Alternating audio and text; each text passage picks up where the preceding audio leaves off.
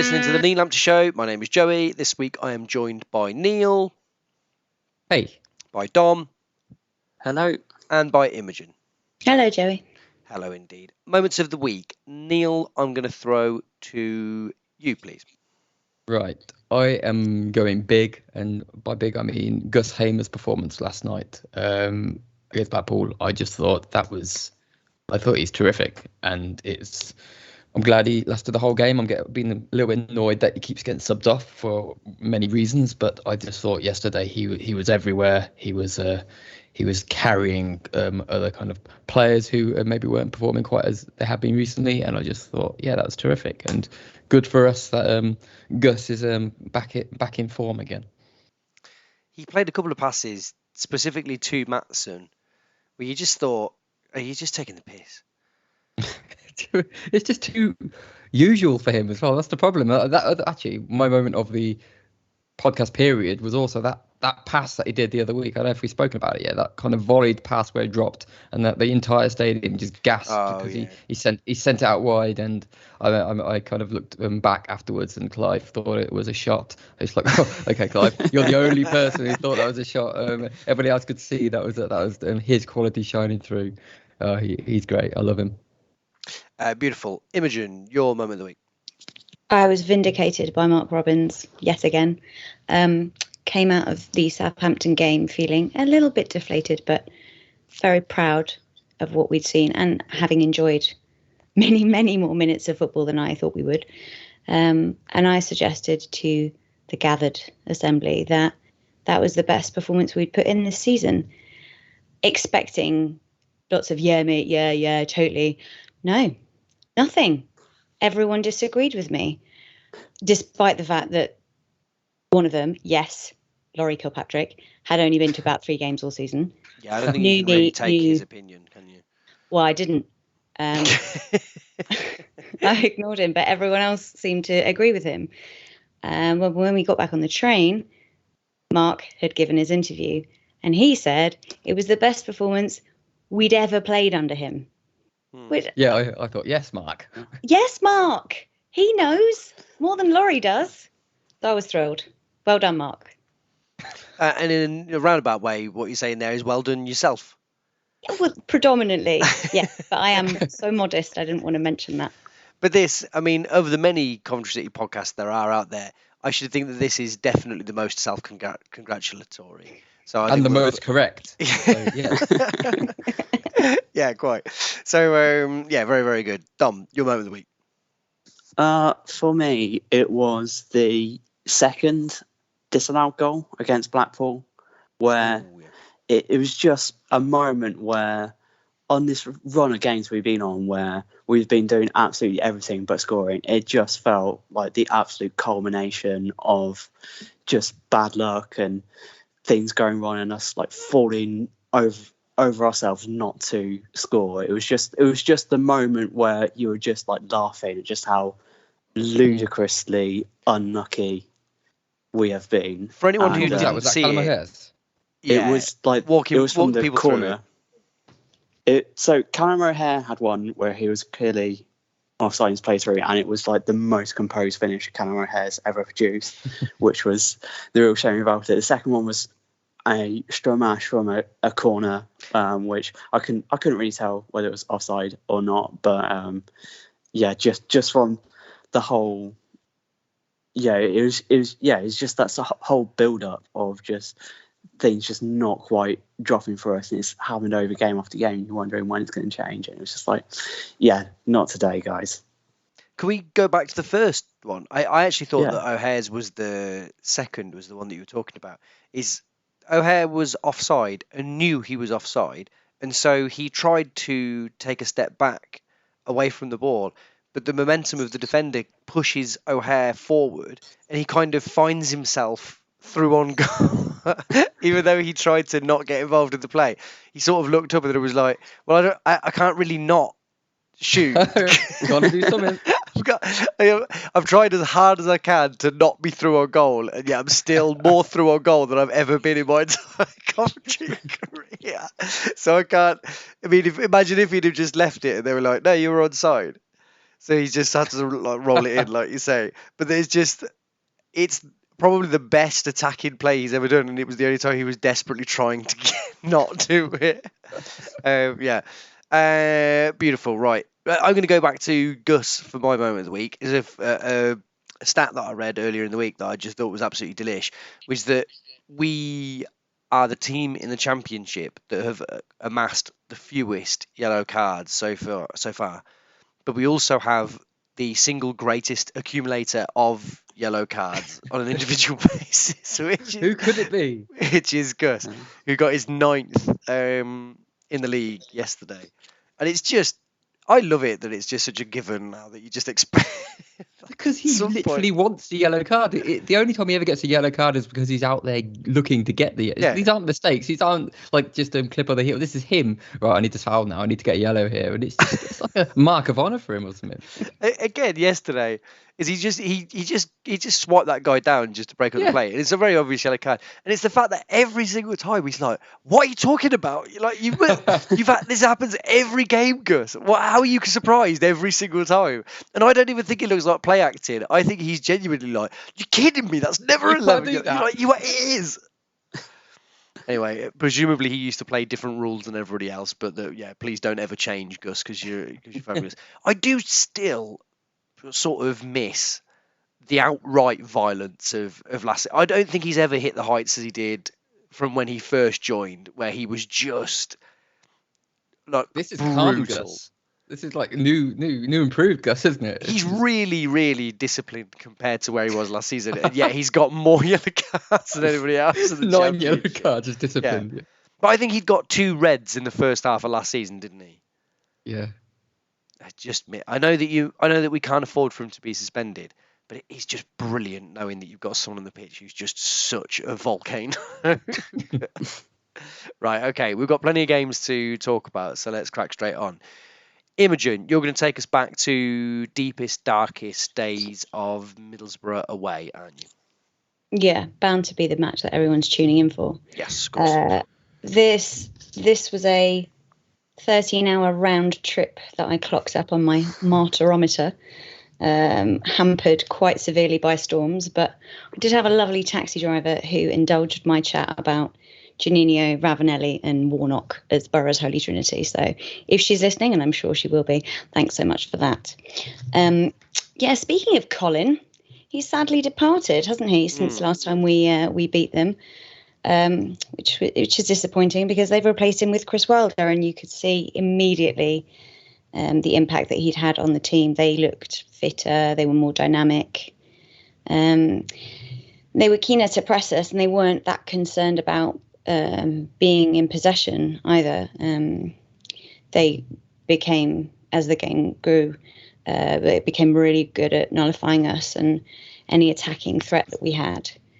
We partly did that ourselves by just refusing to shoot, but particularly following their goal, they were really good at extinguishing any threats that we posed. But we did have a bright start, and it was an entertaining game, even though the aforementioned Hamer had been dropped to the bench. I presume he was not fully recovered from his injury because he did come on later in the game.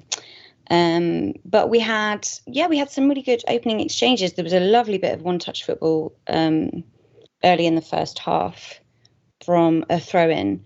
I think I counted 13 passes between quite a few of us, latterly between O'Hare and Eccles, and Eccles just pulled his shot wide of the post, which was a bit of a shame because it would have been a fabulous goal.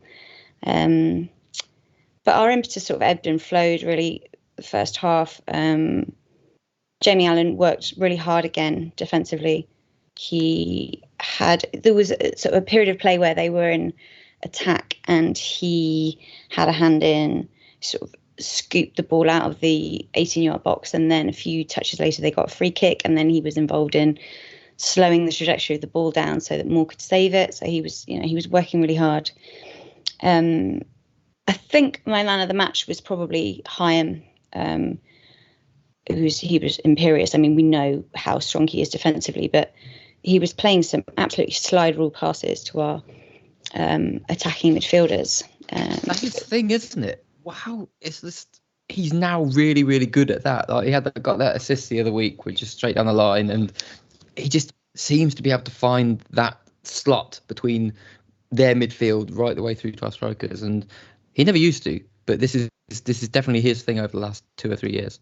Yeah, definitely. He looked great, and he's such a talent to possess there. He was really watching the play open up in front of him, and he was picking out some cracking passes. The problem was just that once the pass was received, that we weren't really doing anything with it. O'Hare did have a shot saved in the first half, but otherwise he was just wasteful. Shipley, oh God, Shipley, there was an unforgivable miss. I think it was in the first half. He might have had more than one. And Jake Clark-Salter towards the end as well. Really, scuffed it. It was so frustrating to watch because we had created really strong positions to be in, and we weren't converting them. And then in the second half, King Carl smashed the underside of the bar. He'd been left in miles of space in the 18-yard box. Foolish. And then we sort of relaxed a bit, gave them a bit more space, and they exploited that down our left, which is where they scored from. And then I think they hit the post from the corner. And it sort of took the sting out of our attack, took the energy out of it.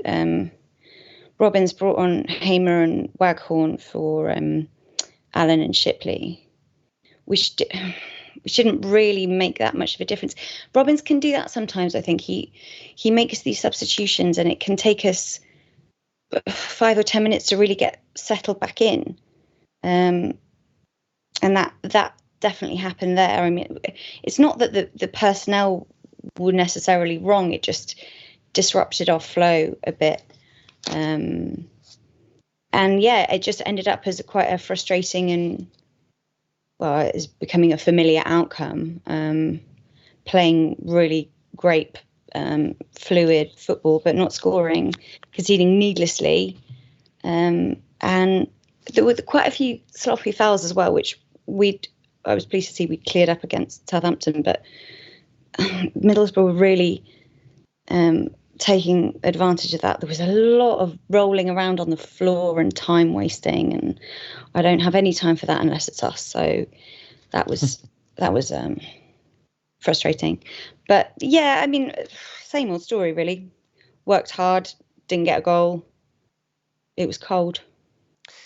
I'm keen to know from each of you individually after your respective games, kind of, because we're going to draw the same conclusion largely across the 3 games, which is, roughly speaking, things looking good, enjoyable games, lots of individuals playing well, and lots of playing well collectively, but not getting the result that we require. So, Imogen, for you, what's the tweak that fixes it, that turns these kind of 1-1 draws or defeats into resounding 3-0 wins? It's at the moment my biggest frustration is Waghorn's finishing, because he's getting himself into some really great positions. He's working really hard. He's putting their defence under a lot of pressure, and he's drawing, when he's not in possession, he's drawing the players away from Gyökeres. But I don't know, A, if he is going to start scoring, and B, if he does, whether that's going to be enough. But I think that's my primary issue at the moment. So what would you do? I'd have a little chat with him. Yeah, that's how you do it. I don't know if Mark's thought about that yet, but I'm happy to offer my services. I'm surprised. I mean, how much has he played collectively across the 3 games? Has he played a full collective 90 minutes? I mean, I'm happy to bash Waghorn, but don't get me wrong. But I'm surprised that you would say that's the thing. But yeah, but if you're he's not playing because he's not scoring, and if he were scoring, he'd be playing more. But by that rationale, do you think that when Jodden is fit, do you think that he will come back in up front with Gyökeres? No, because Paul's decided that doesn't work. Well, yeah, and clearly that's that's what Robins goes off. So fair sure. dues. Seriously though, would you? Would I what? Would you? Is that? I don't know whether you were joking about Paul there, or are you saying actually, if Paul says no, then it's no for you? Would I play Gyökeres and Godden together? Is what you're asking? Yeah. No, because I don't think I think they sort of cancel each other out. I don't think they play at their best when the other's on the pitch. Then final question for you: who of the two of them, when they're both fit, starts for you? Oh, in current form, Gyökeres. 7 games ago, Godden.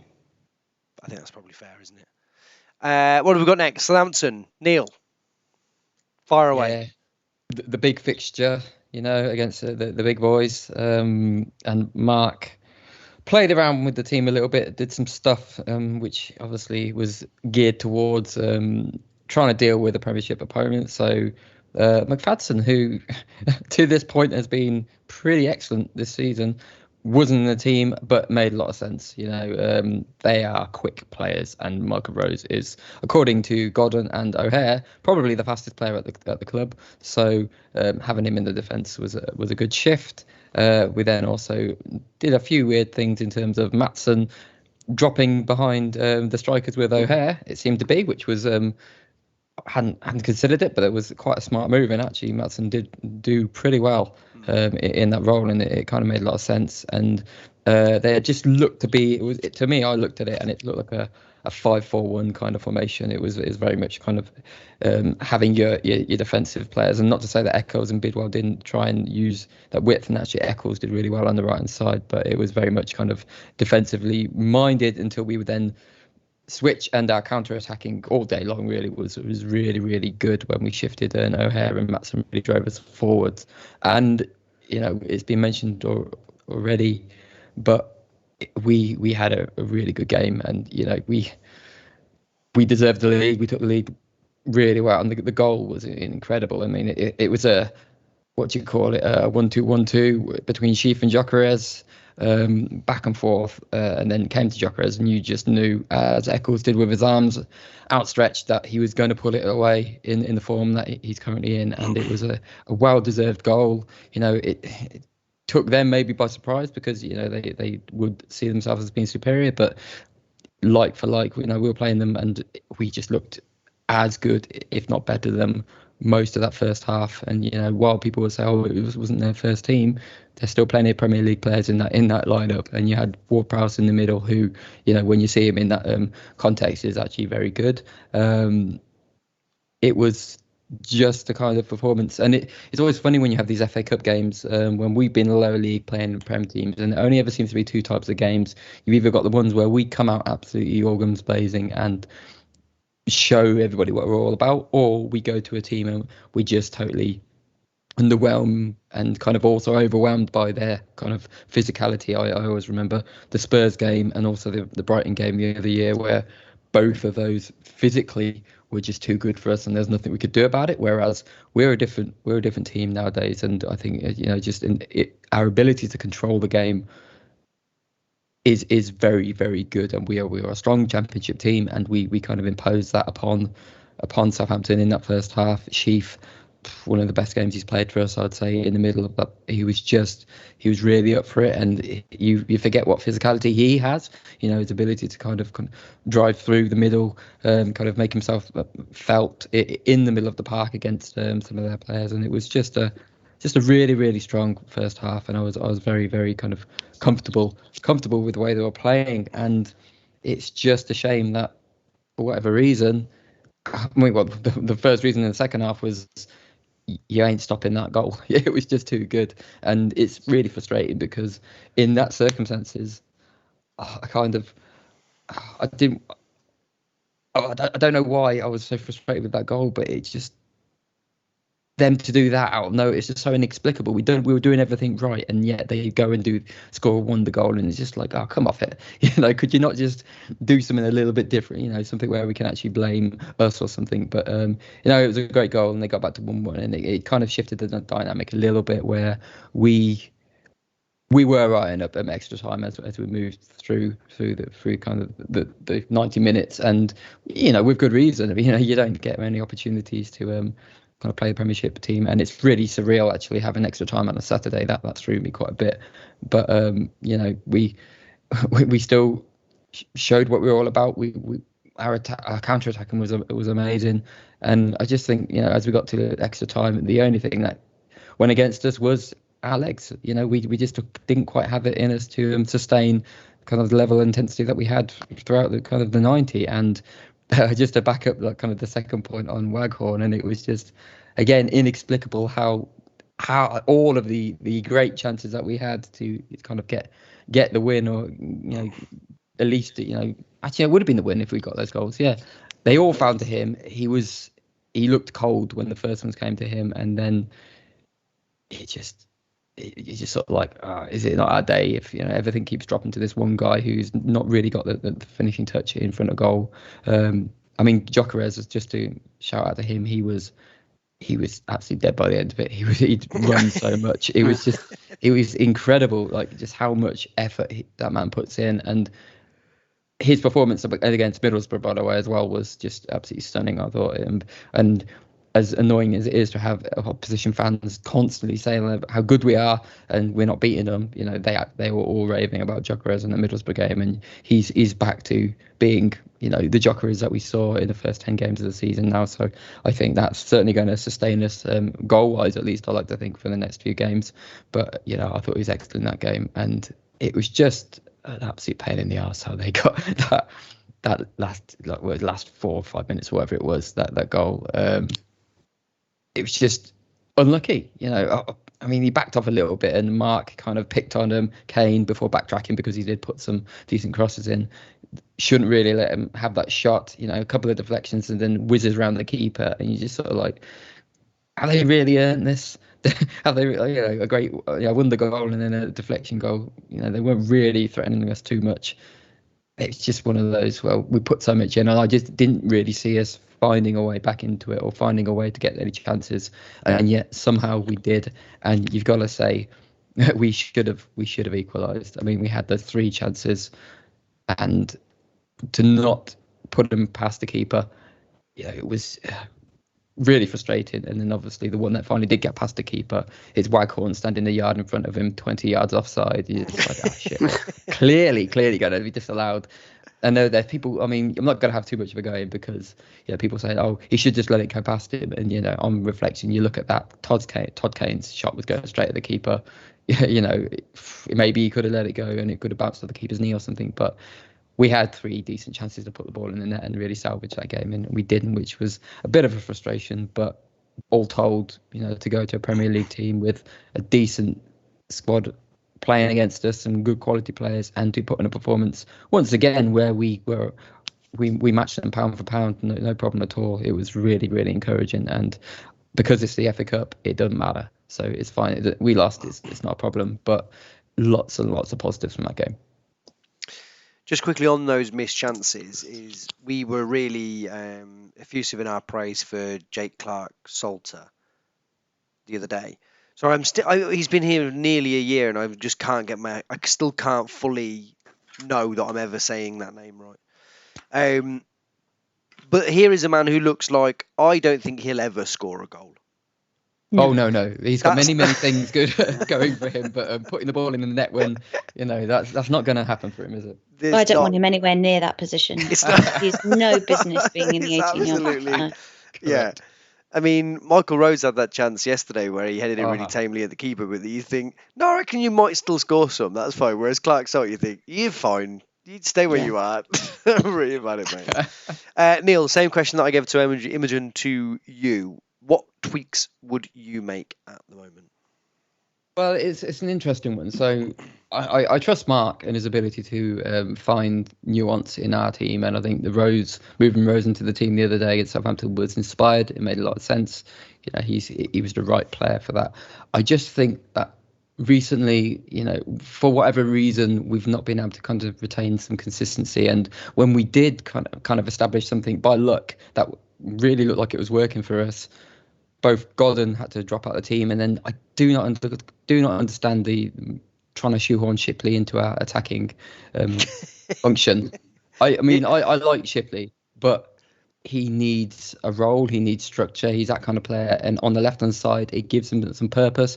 You can't make him be the number 10. He just doesn't have the kind of the wherewithal to know where to slot into that position. He just looks lost. And while it's a very specific point, it's like, we got lucky in a sense where nobody would have thought Shipley coming into the team would have worked for us. And then we put him on the left-hand side, and in those 2 games, he looked great, and something was coming together. And while it might not feel comfortable, sometimes these things still work. And I liked what was happening there, and we kind of shoehorned him into the number 10 position. You're trying to get Bidwell onto the left-hand side, who has been pretty underwhelming so far.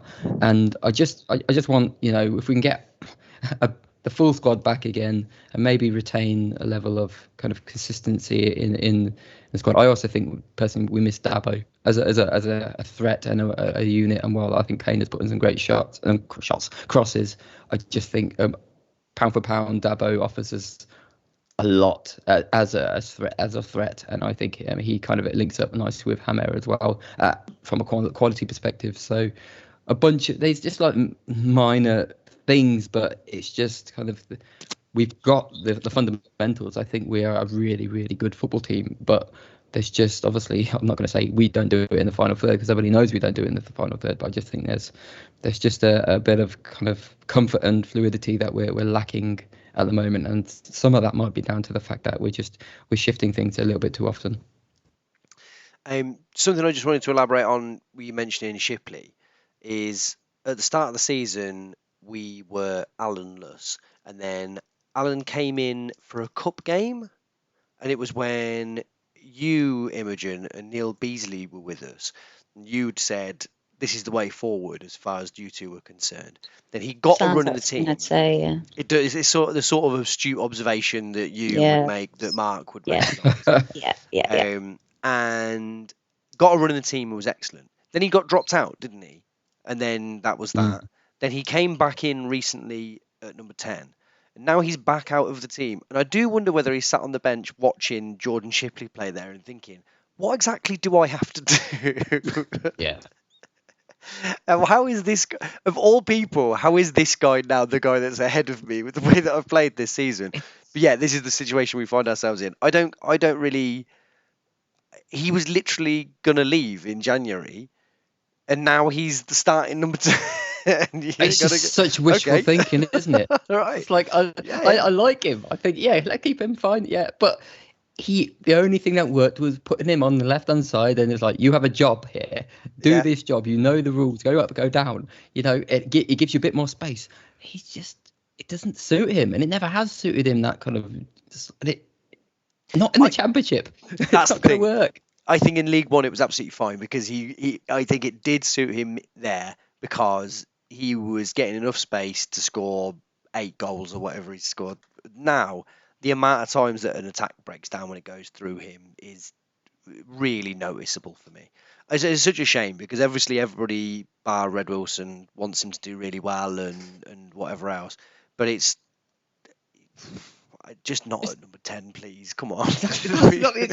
Come on. It's not the answer. And I just feel bad for him, because I bet maybe he wants to play number 10. I don't know. But if I was him, I'd be like, I just play well on the left. I don't know why, but I just do. So just keep playing me on the left. And like, I don't know where anybody's thoughts on Bidwell are so far. And I know he's still trying to find his feet, but I'm not seeing anything necessarily that is impressing me or interesting me in them at the moment. It just doesn't quite suit the rest of the dynamic of the team, where you've got quite a clear threat on the wings. Eccles on the right as well has been showing a lot. Eccles and Todd Kane. Yeah, exactly, they just show a threat.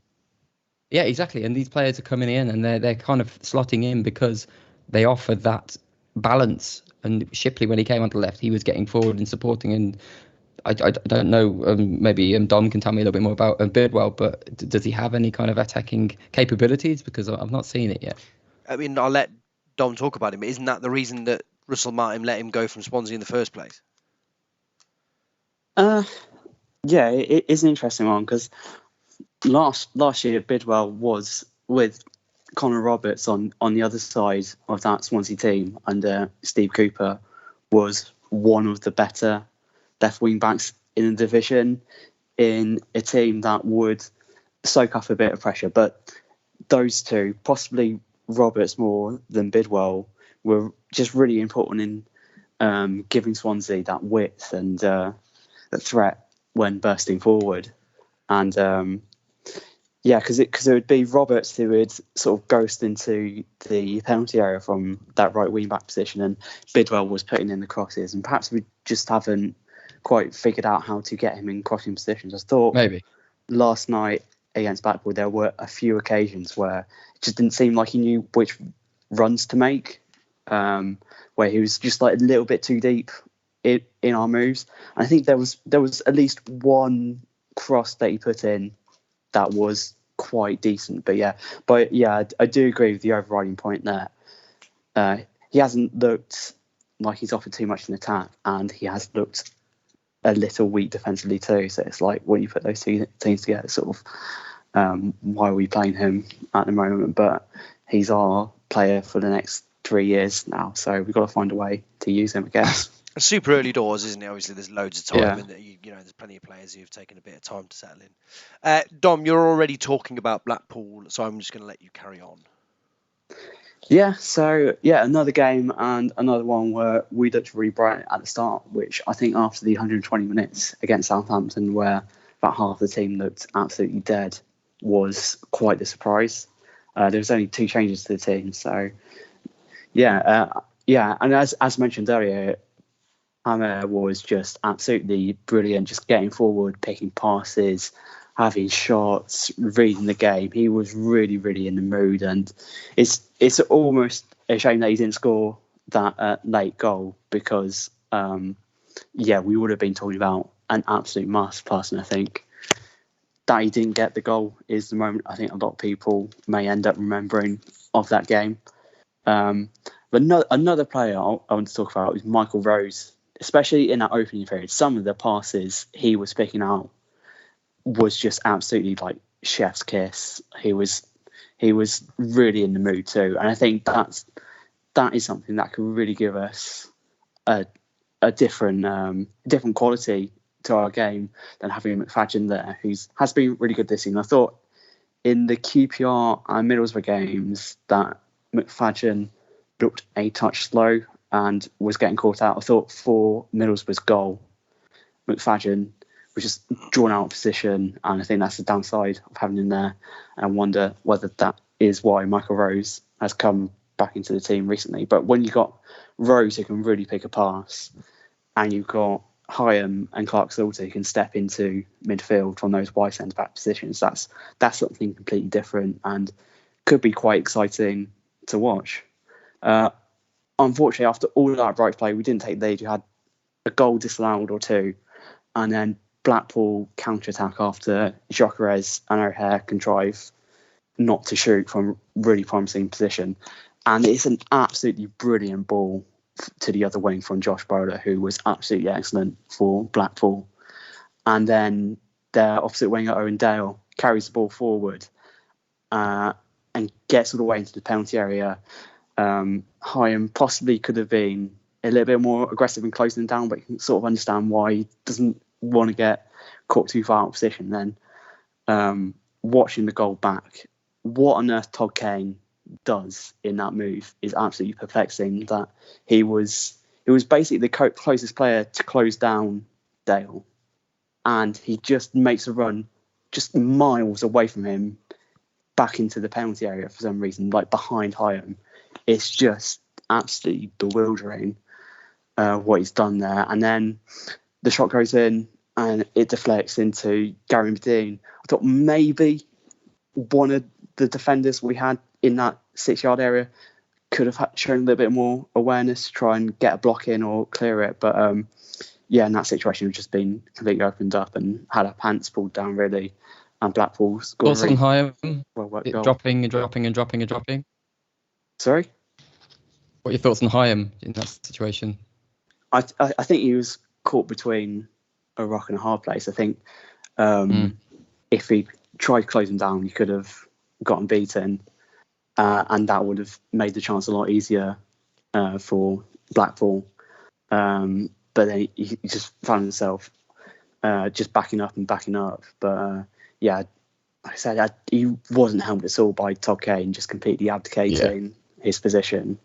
And then that period following the goal, I thought was really concerning. I think that's what we're all scared of. What's going to happen if this run of playing well and not winning games starts to affect the confidence. It was just a really sloppy period from us. Like the touch seemed to completely go for quite a lot of players.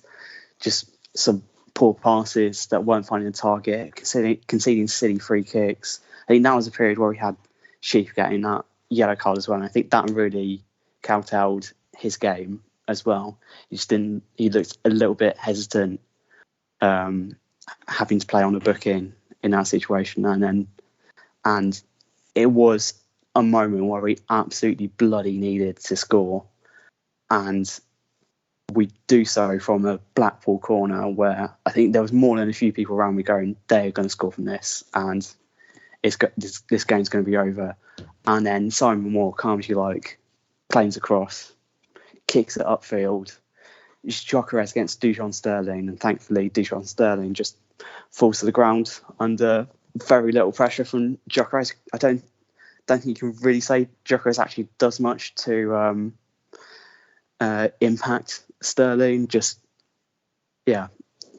completely handing him free rein at goal, and powerful finish. That's what we want. And then there was a really good period either side of half time, and the best chance that we had was Michael Rose, who I think he suspected he might have been offside, and that's why he didn't quite attack the header from Matson's cross with as much venom as he might otherwise have. But that was possibly the moment.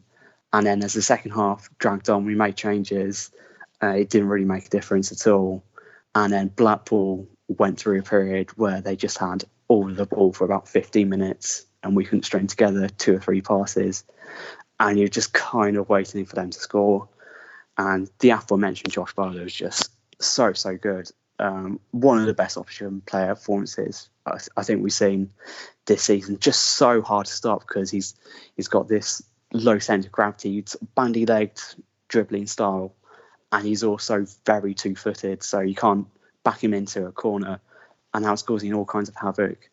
But I think just in the closing stages of the game, I think we started to get better of him, possibly as he tied a bit. There's a few challenges we were starting to win, and they were launching counter-attacks, and there were a handful of really good chances that we had in like the final 5 minutes of the game, which culminated in basically the last kick. Hammer plays a corner, almost scores from it. It goes back to Sheaf, who picks out Hammer back in space in the edge of the area, charges forwards to the area, plays a 1-2 with O'Hare, who backheels it back into his path. And then with possibly more time and space than he realised he had, completely shanks the attempted finish to cap off what was ultimately quite a frustrating night for us. It was 20 attempts apparently last night, not just from Palmer, but overall from the whole team, which I was quite surprised at. That I think of those, only 4 on target. So Dom, what would you say is our problem, generally speaking? So I think quite a large part of it is just variance sort of going against us at the moment. I think we have seen quite a lot of just like unfortunate deflections and blocks or great pieces of goalkeeping from opposing goalkeepers, and I think that's the kind of thing which will level itself out. I think there is also possibly an argument to be made of, can we get someone else in the team who can score goals beyond Gyökeres? Because you're looking at O'Hare, and for whatever reason, for quite a while, he's just doesn't have that clinical touch. And that's why we've ended up turning to Jordan Shipley, because he is someone who has had a knack of occasionally popping up with a goal, which I think would be the knock you'd have against Jamie Allen, where he's another player who just looks really unconvincing when presented with promising situations. We've got Martin Waghorn, who just hasn't got going goal scoring wise for us, and is in a period of his career of about 2 seasons now where he's really struggled for goals. And then who else is there really? We're kind of hoping that Hamer or Sheaf can maybe pop up with a goal, or Maatsen on the bench. It's Allen or Waghorn at the moment. Jody Jones, I wonder whether the moment has kind of passed for him, where he had a spell a couple of months ago of being the substitute, and there was a few decent impacts, and he hasn't quite taken that next step. That's possibly down to fitness, but that is something we're already missing. That's why we signed Bright over the summer. We really needed that additional something different kind of player, and we just don't have it in the squad, and that is something that is going to be very difficult to fix between now and the end of the season. Godden will be back soon. That's going to help, but that changes the balance of the team. So I think the answer really is, I think our luck will improve, but possibly take a period of time that is greater than what we need to finish in the playoffs this season. And we sort of got to hope that over the summer we find the solutions to this issue we have. Very good. Right. Thank you, all three of you, for your differing accounts. Dom, do you want to finish us off with some Reading preview? Yeah, so they have had pretty much a nightmare of the season, and they're only out of the relegation zone because Peterborough and Barnsley are absolutely miserable, and Derby have had 21 points deducted. They've had 6 points deducted themselves because of financial issues, but it's those financial issues which, if people don't know, sort of has been just continual overspending over the past few seasons, where I think basically 200% of their income is spent on player wages.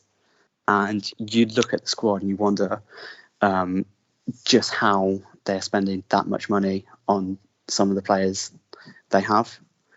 It is a very weird squad where there's a few players who genuinely are possibly one of the best players in their positions in the Championship. And you've got players like Danny Drinkwater and Baba Rahman on loan from Chelsea, and you've got some really young, untested kids, and it's just an absolute mess. And it's not that much of a surprise, really, that the manager, Veljko Panovic, is struggling. And after tonight's defeat against Bristol City, he could possibly be out of a job by the weekend, but I don't know what manager could come in and make that much of an impact with this squad.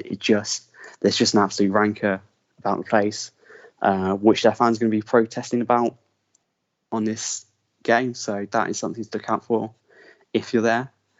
And as for who to look out for, because there's this weird imbalance in the squad, that's still kind of a hard team to quite write off. So John Swift, who's their sort of attacking, creative midfield players, if you look at goals and assists this season, he's one of the top players in the Championship. He started it this season particularly well and was dropped tonight for the first time, having been on a relatively poor run of form. He's out of contract over the summer and is possibly already eyeing up a move to somewhere nicer. And they've also got Lucas João, who we saw last season was one of the best strikers in the Championship. Yes. And someone who can just stomp all over a defence. He's had injury issues. Is he playing? He's returned over the past couple of weeks. It doesn't seem like he's quite up to full fitness, but he's not someone you want to underestimate. They've also brought in Tom Ince over the January transfer window, who for a couple of years now has kind of looked a bit washed up, but this year at Stoke he's had a few quite decent performances. He's, again, just someone that you don't want to quite write off because he can step. He's a something out of nothing kind of player. They could also have Yaku Maite back, who is another good, talented, attacking player who combines physicality with speed. And then in defence, it's got some quite solid defensive players in Morrison and Andy Yiadom, and that midfield pairing of Renamata and Laurent. So, I mean, this really is a game that we should be looking out to sort of turn our luck around in. This looks like a good opportunity. It's a club in a really bad place at the moment, in terrible form, and there just doesn't seem to be a lot of good feeling around the place. But there's the potential there for them to rally, and it's quite an important game because if this losing streak they're on continues much longer, then they're going to be absolutely desperate for points. Beautiful stuff. Do you want to care to mention a word or two about Cardiff, or are we pushing our luck? Okay. Yeah, I can talk a little bit about Cardiff. So it's one of the interesting things about them over this season is they've gone from having one of the oldest squads in the division and being managed by people like Neil Warnock and Mick McCarthy to appointing Steve Morrison, the former Stevenage and Millwall striker, who was the under-23 manager, and he's promoted quite a few youngsters. So they're in a period of trying to evolve their style of play. It looks reasonably successfully at the moment, aided by signing Jordan Hugill and Uche Piazzu on loan to big strikers who have a fair amount of prowess. So yeah, it's an interesting time to play Cardiff because they are trying to change their style. Maybe we can catch them out for that. But they have a few quite decent attacking players who could just win the game for them. So it's going to be another interesting test. I agree with you. I think probably this is not a playoff season, but I think if we could get 4 points in these games, then I think it makes it very, very interesting. Yeah, we'll take us out with the bottom half. That really winds me up. I just think absolutely everything other than goals, which are quite important. I actually think we're one of the best teams in this league. We're always superior when we play, and how have we done this? But I also probably think wouldn't be a good idea to go up anyway. But I also think that I'm really surprised that there's not been more mentioned about the fact that. So I agree that largely the problem is the lack of diversity of goal scorers. So clearly Jokeris and Godden are doing their job, and it's the lack of goals coming from midfield. But equally, we would have won against Blackpool last night had we have not conceded a goal that we didn't need to concede. I also think there's an element of that. For a team that we think of as very well organised and defensively solid, we don't keep a lot of clean sheets, do we?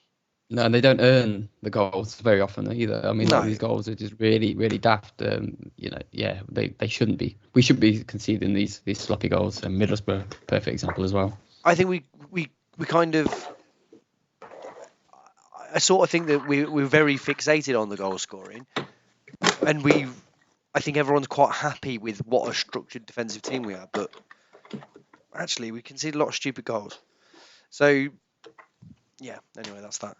Right, anything? I feel like, have we got any other business? It's a bit jarring. Does anyone else think it's a bit jarring, the fact that, we talk about football matches, and sort of roughly speaking, that seems fine. And then we haven't got court battles or, It's way too normal, isn't it? So yeah, I mean, it's fantastic. But I keep thinking, there must have been something that happened that we need to, well, that we don't need to, but that would be interesting to sort of talk about. But there's not, is there? We just play football matches now. I'm going to write a list. Go on, Imogen. I was going to say, I think the rest of the world of football is burning, so it's quite nice that there are no fires in Cov at the moment. Yeah, exactly.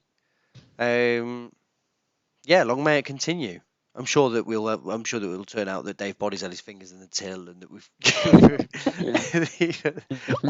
all of that two-tone shirt money has gone on Fabergé eggs. Before we leave, can we have one final shout for one of the best things I've seen all season, which was on Twitter, the guy that goes by Concept, who does the concept kits, who knocked up the cat in the bin kit idea. I mean, yeah. I'm gonna what's it? I think the Twitter handle. I'm gonna double check it because people have got to go and have a look at it if in case they've missed it. But what a design! Yeah, it's on Twitter at Concept, COVCEPT. Go through the photos because they're great. The kits are great anyway. They're really nicely done. They're it's something for everyone. But the cat in the bin kit, which I probably, in light of the last couple of days' events, is not likely to see the light of day. Possibly not a popular design as it stands at the moment, without wanting to make light of something that was actually really hideous. But a fabulous piece of work nonetheless. Okay, well there you go. So we have got some important other business about the club. That aside, anything else? That sounds like a no.